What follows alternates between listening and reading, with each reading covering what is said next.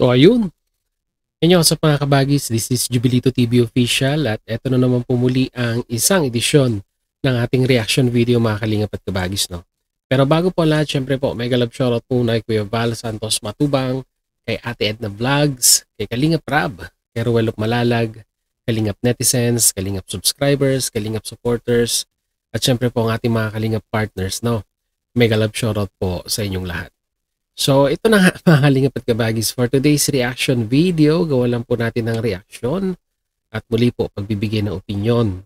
Dito nga po sa naging video upload po natin kahapon, no, mga kalingap at kabagis, na kung saan ay i-discuss po natin ang isa sa mga dati na po na kalingap reactors na natanggal po, no, sa kalingap. Ang tinutukoy ko walang iba kung hindi po itong si MG o yung tinatawag po nilang si Marinduqueño Gala. So, dahil nga po sa kanyang violation na nagawa ay minarapat po, no, ng pamunuan ng Team Kalingap na pinangungunahan po ni Kuya Val Santos Matubang na tanggalin na po. Dahil nga po ang Team Kalingap ay meron pong sinusunod na mga rules and guidelines regarding po sa kanilang mga reactors. At kasama po dito sa rules na ito ay ang pakikipag-collab po sa hindi na po miyembro ng Kalingap. At dito po sa nilabag na rules ni Marinduqueño Gala ay nakapag-decide na nga po itong si Kuya Val Santos Matubang na tuluyan na po siyang tanggalin bilang isang masasabi po nating Kalingap reactors. And at the same time po ay Kalingap partners na rin po, no, mga kalingap at kabagis. No? So, dito po sa panawagan ni Kuya Val Santos Matubang sa kanyang live na kung saan ay nananawagan po siya, no, sa mga solid supporters ng Kalingap na wag na pong tangkilikin yung mga natanggal na po or umalis na po sa Kalingap. No? Kumbaga sabi wag na pong panoorin para po hindi na po madagdagan yung stress na nararamdaman ng mga viewers po natin regarding po dito sa mga isyong bumabalot sa mga Kalingap partners po natin. At dahil nga po doon sa video upload natin kahapon mga kalingap at kabagis, sad to say, sa comment section po ay marami po ang mga netizens na nag-comment ng negatibo kay Kuya Val Santos Matubang. Nagpin na po tayo ng paliwanag na kung saan ang panawagang po yun ay naka-address po sa mga solid na sumusuporta po sa Team Kalingap. Diba?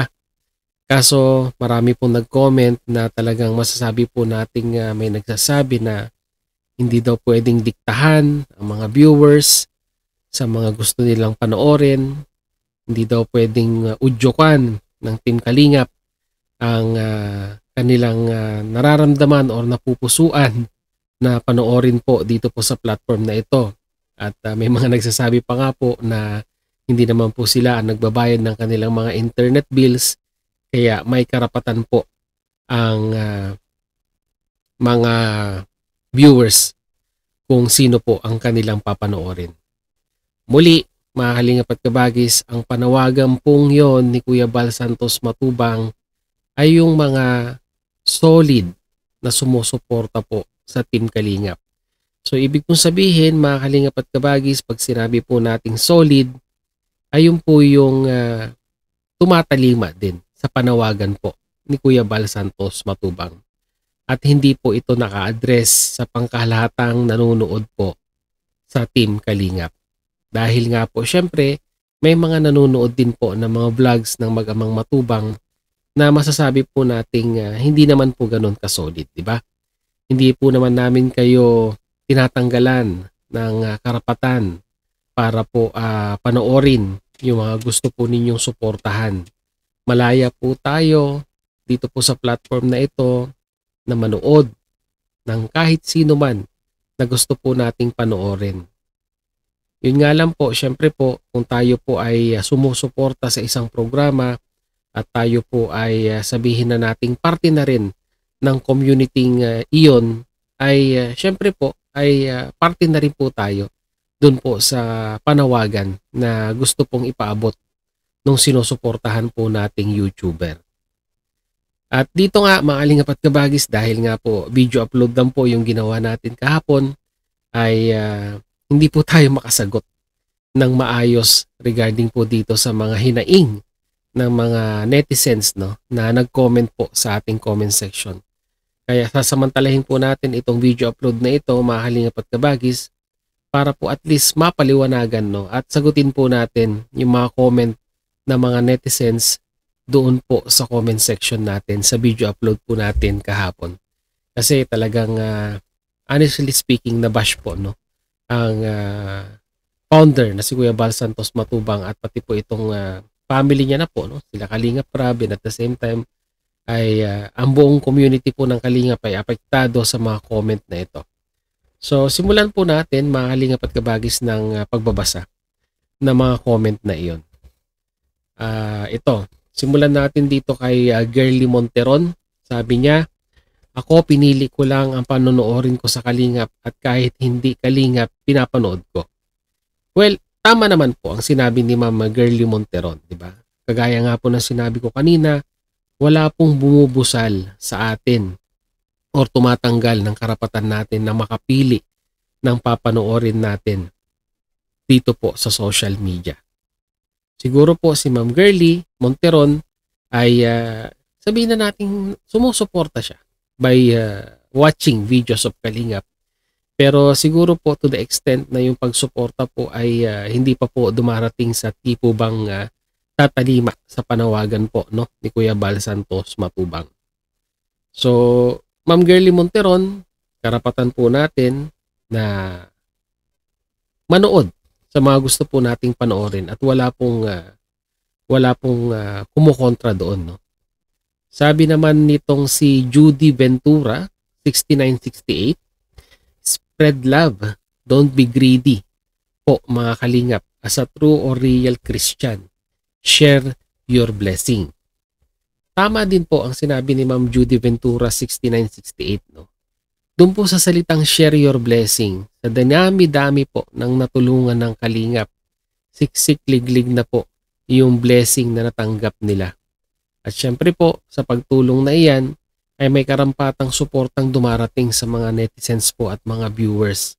So, kumbaga, palitan lamang po, no? Nakatulong po tayo sa ating kapwa at natulungan din po natin yung charity vlogger na tumulong po sa atin. So, ang masasabi ko po dito, hindi po greediness yun. Kumbaga parang ibinabalik lang po natin yung suportang ibinigay po natin doon po sa tumulong sa atin. So, sabi naman ni user NU5, MU9G4V, grabe itong mga ginagamit nilang mga username. Manonood kami kung sino ang gusto naming panoorin, hindi kami nagpapadictate. May karapatan kami kung sino ang gusto naming panoorin. Gaya po ng sinabi ko po kanina, wala pong bumubusal sa atin sa panunood kung sino man ang pipiliin natin. Muli, ang panawagan ni Kuya Bal Santos Matubang na wag na pong panoorin yung mga pong umalis na po ng Kalingap or natanggal na po sa Kalingap ay naka-address po sa mga solid na sumusuporta po sa Kalingap. So, ibig sabihin, pag ganito po ang mga comment, ay hindi po solid na sumusuporta po sa Team Kalingap. Yun po yung interpretasyon ko dito, mga Kalingap at Kabagis, no? Sabi naman ni Annie Dinson, Week 2 KF, hindi naman naninira si MJ sa Kalingap. So, si MJ ang na-discuss dito. Kaming mga viewers, di na kailangan diktahan kung sino ang panonoorin namin. Nanonood pa rin ako kay Kalingap Rab at ibang vloggers ng Kalingap. Well, maraming salamat po, Ma'am Annie, no, kung ganun po ang inyong pagsuporta.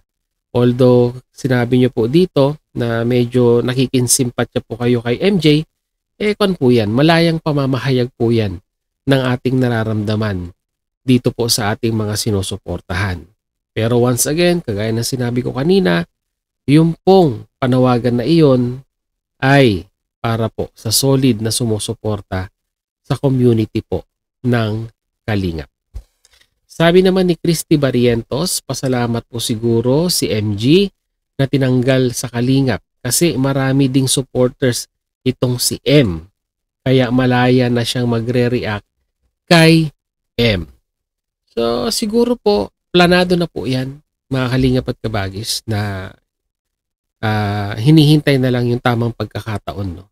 Para po may pakita sa mga viewers na talagang ang sinusuportahan po ni MG ay ito pong si M. So, wala pong kwan dyan. Wala pong problema dyan, mga Kalingap at Kabagis, no? Kumbaga, kung sa feeling niya at sa nararamdaman niya ay siya, si M, ang kanyang dapat suportahan, ay wala pong problema doon. Bastang importante ay magpaalam po ng maayos, no? Kasi may mga nagsasabi, ang nagko-comment na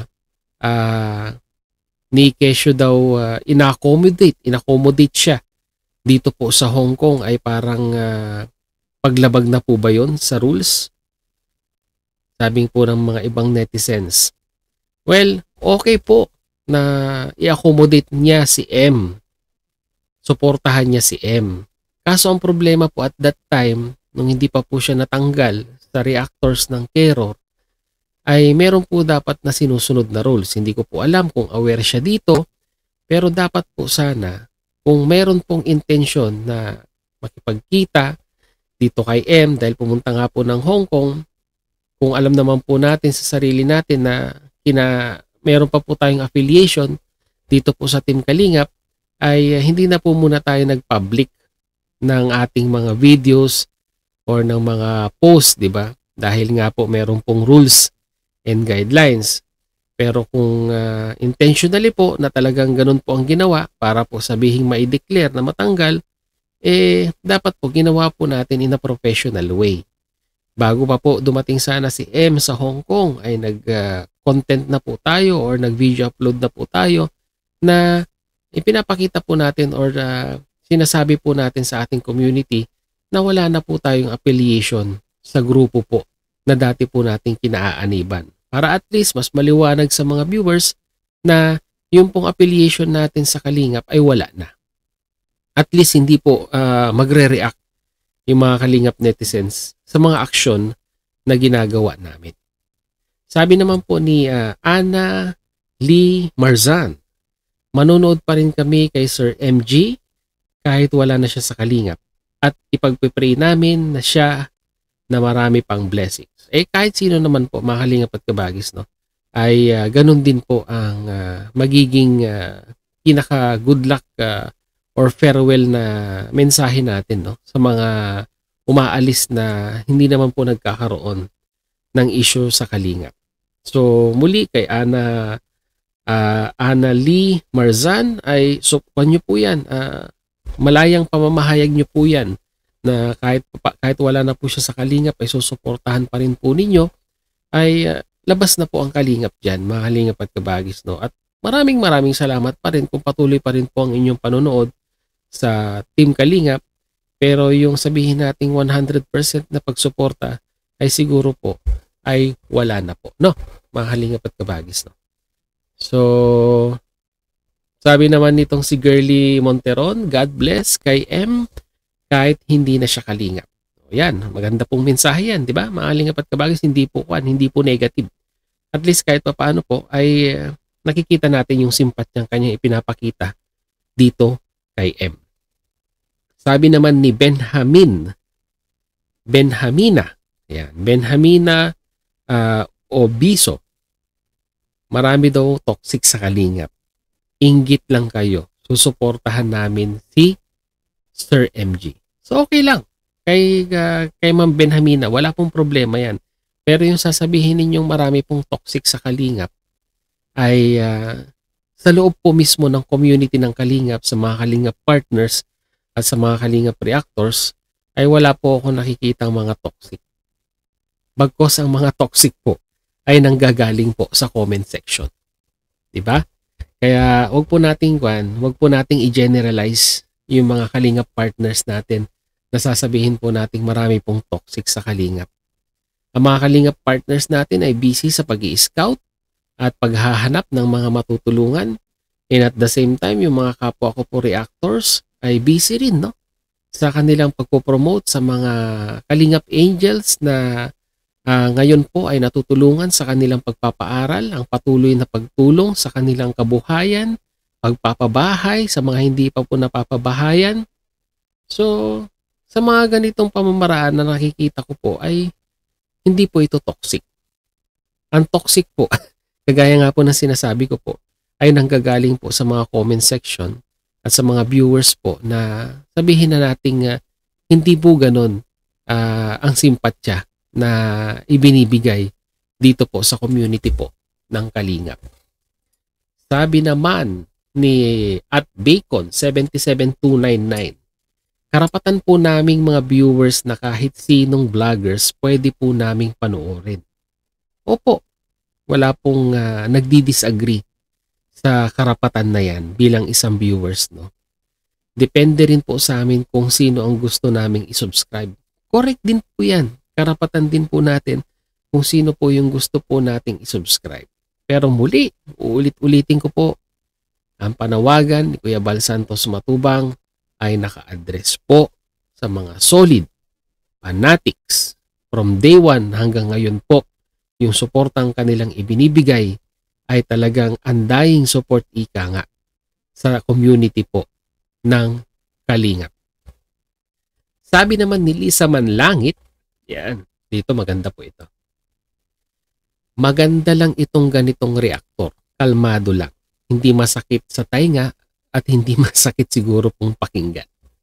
Well, maraming salamat po sa comment po ninyo, Ma'am Lisa Manlangit.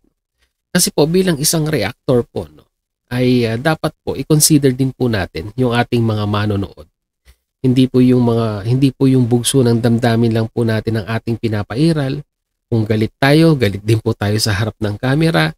Kailangan po maging professional po tayo in such a way na yung mga viewers din po natin ay hindi maaapektuhan sa topic na pinag-uusapan natin. At kahit tayo pong mga content creator, tayo po yung nagdadrive ng ating channel at ng ating topic na i-discuss sa mga viewers.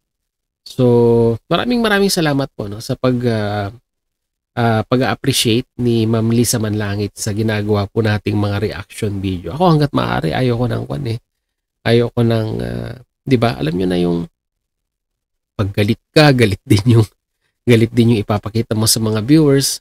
At least be professional in such a manner na ma-appreciate ng mga viewers mo yung ginagawa mong reaction video, 'di ba? Sabi ni Ana Salva 4972.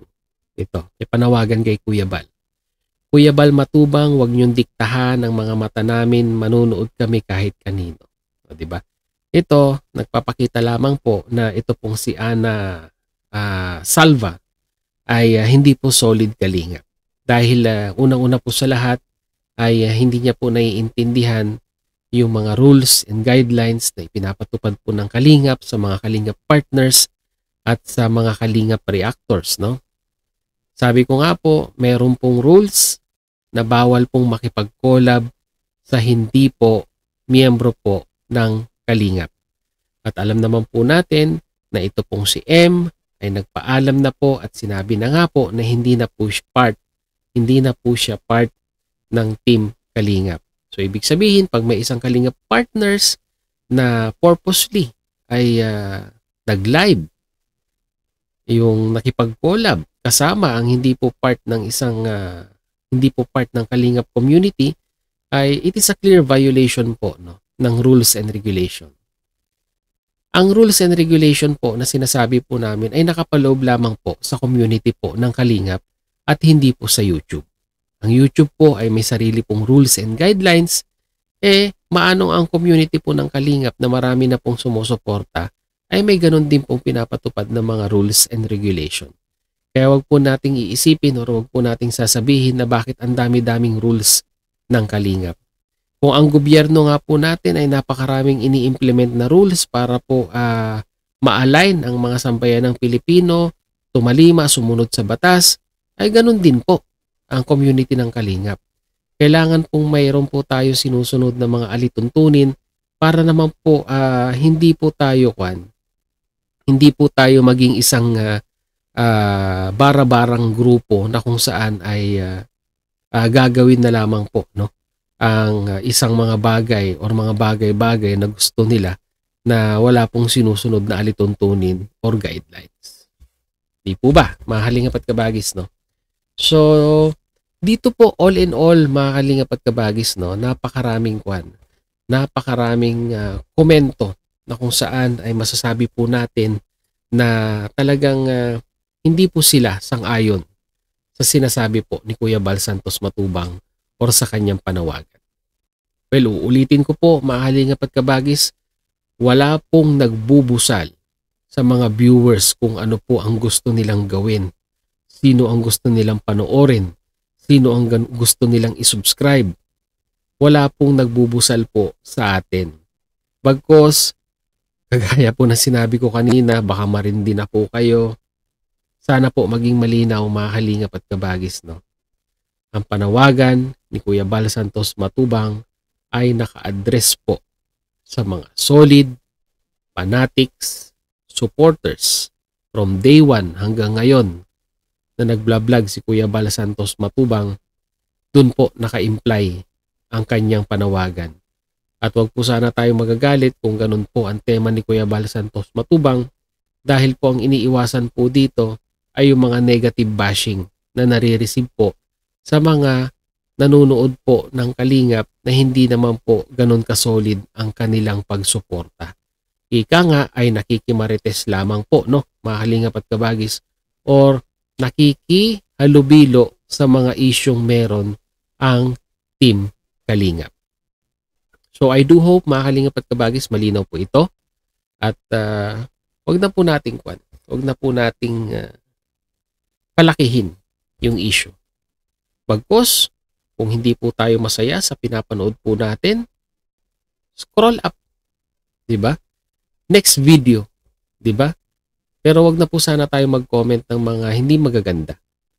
Dahil kayo na rin po ang nagsabi as a viewers, karapatan namin, no, na mamili ng aming papanoorin at karapatan din namin na mag-subscribe kung sino po ang aming isusubscribe. At karapatan din po ng Team Kalingap na mag-set po ng rules para po maging maayos ang pagtakbo ng isang community po ng Kalingap at sumunod po, no, ang mga members na masasabi po nating nakipag-affiliate po, no, dito po sa Mag-amang Matubang. So yun lang, mga kalingap at kabagis, ang ating reaction video for today, and we do hope na sana po ay maliwanagan ang ating mga viewers. At kagaya po na sinabi ko po, hindi ko po mapipilit kung ano man ang inyong opinion, dahil po tayo po ay entitled po sa ating opinion, ika nga, no, dito po sa social media. Hanggat hindi po below the belt at hindi po tayo nakakasira sa ating kapwa, ay malaya po tayo makakapagpahayag ng ating saloobin dito po sa platform na ito. So yun, maraming salamat po, no. Nasamahan niyo po si Jubilito TV Official sa ating reaction video for today. At muli po, sa mga solid, baka mayroon pa pong hindi nakasubscribe dyan, supportahan po natin Kuya Val Santos Matubang, Ate Edna Vlogs, Kalingap Rab, Roel of Malalag.